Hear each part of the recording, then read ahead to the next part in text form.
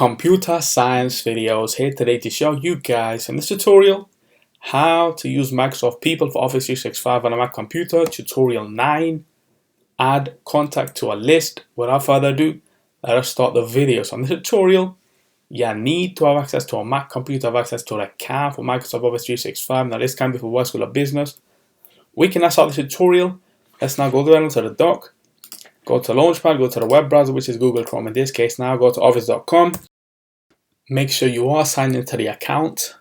Go to the left-hand side navigation menu, click on applications. Now go to all applications, scroll to explore all the applications. Now let's click on Microsoft People. Let's just wait for that to load.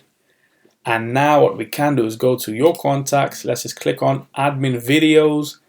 And now on the top navigation menu where we see add to list, let's just click on this.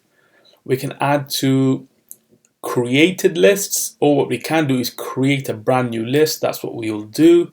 So the list itself is called CSV.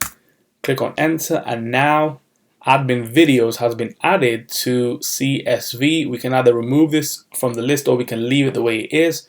So if we now go to your contact lists, we can see within CSV that admin at ComputerScienceVideos has been added to that, whereas the admin and the yes list do not have any contacts within them. If we go back to your contacts, let's go to admin videos, add to list, add to the admin list, and add to the yes list. So we can go to your contact list, and now we see admin, CSV, and yes all have admin at ComputerScienceVideos.com within them. So that's how you add a contact to a list. So we can now quit Google Chrome. And so that's it for this video. I'll see you guys in my next tutorial. Thanks for now.